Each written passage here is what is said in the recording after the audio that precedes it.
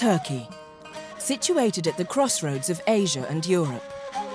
It's a country with a large young population, but where literacy and education rates have traditionally lagged behind neighbours like Greece and Bulgaria.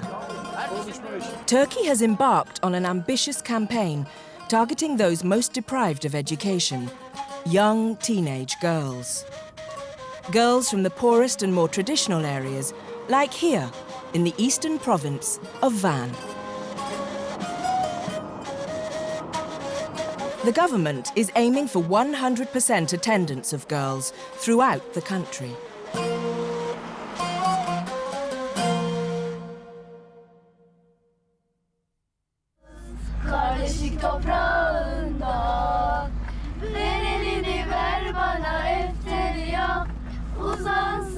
Yaprak's 13.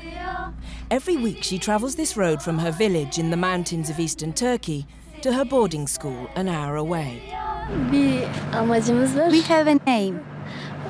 We are going to study. I want to study until the end. I want to finish university and I want to have a job.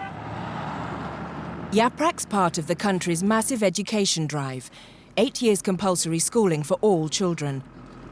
It's costing Turkey $3 billion a year to achieve. The aim is to ensure that no 11 to 13-year-olds miss out and bring education levels closer to European standards. Turkey is working hard to be part of the civilized world in every area. Turkey does not want to be perceived as a third world country, and the most important prerequisite to being part of the civilized world is education. Tackling poverty is also at the heart of Turkey's reforms. So far this year, for the first time in its history, the Republic's spending more on education than defence.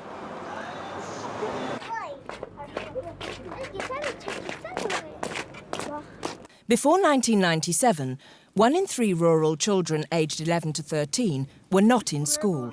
Most were girls. Turkey's Big Bang approach to education reform meant that almost overnight, rural families were forced to send their children to nearby towns to complete the 3 more years of study. And as a result, school enrollment for rural girls has soared. That it's mandatory, I think, is terribly important because certainly in rural areas, short of, criminalizing not sending your children to school, people very often won't send their children to school.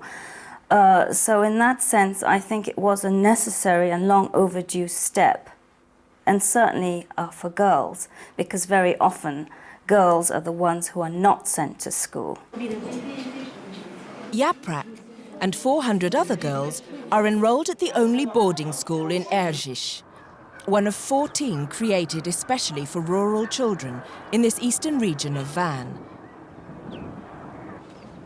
But negotiating the cultural, economic and geographic obstacles on the road to girls' education in this region has not been easy. The reforms involved closing many small rural schools, building larger urban day and boarding schools, and prohibiting children under 15 from working.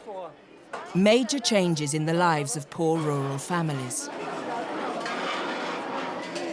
Almost 150,000 children are now enrolled in boarding schools.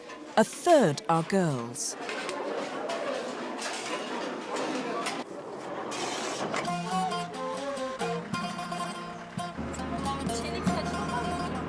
After a week of lessons, these girls are on their way home to their village Arçeren. It's typical of the region's feudal Kurdish mountain communities. Yaprak's father is one of 3 landlords and in a position to promote girls' education. I am very happy. I am doing my best. I am helping her schooling. I am encouraging the other girls in the village who aren't attending to go to school. I am telling other people that my daughter's attending and they too should send their daughters. Yaprak's one of 8 children. Kiamet, her oldest sister, now 22, says compulsory